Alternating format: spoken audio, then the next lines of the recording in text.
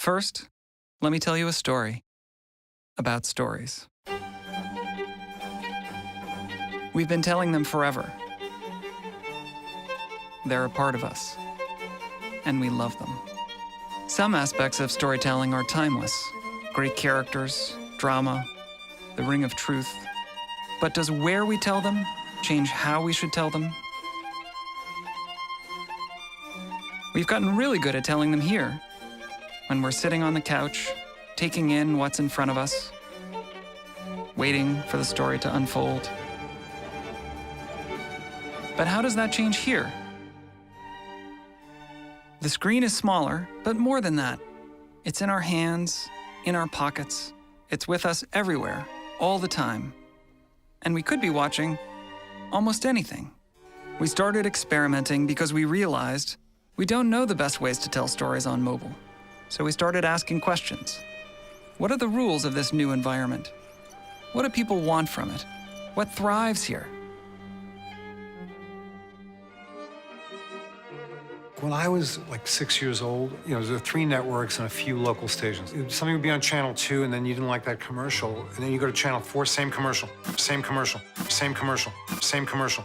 So you're gonna get it whether you want it or not. Well, today, you don't have to get anything you don't want to get. So that means you have to want to look at it. Simply taking a TV ad and putting it into a mobile device. The analogy is sort of like taking a Picasso and trying to stick it into a dollhouse.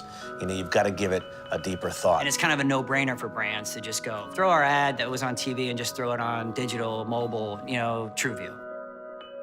That may be what they want to see. We weren't sure.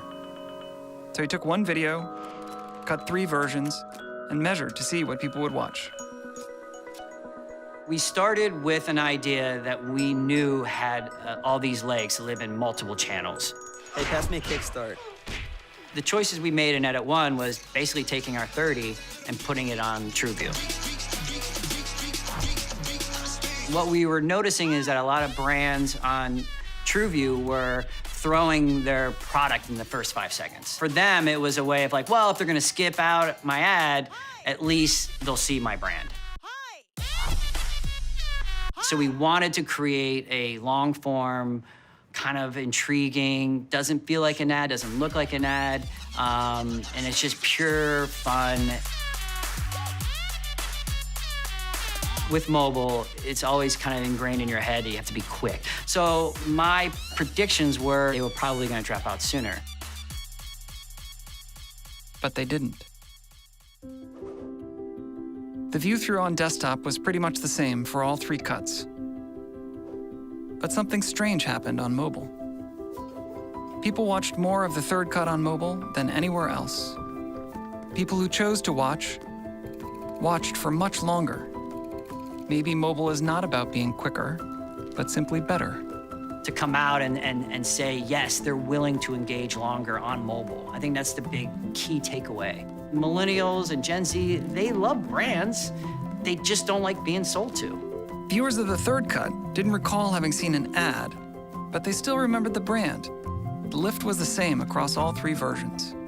We noticed that on all 3, the brand awareness was pretty much equal. That's a better way of measuring success. It's less about, yes, I saw an ad.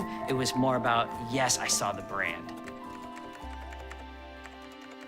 In terms of what we hope to learn from the mobile recut, it's just what really resonates, what really engages most effectively through mobile.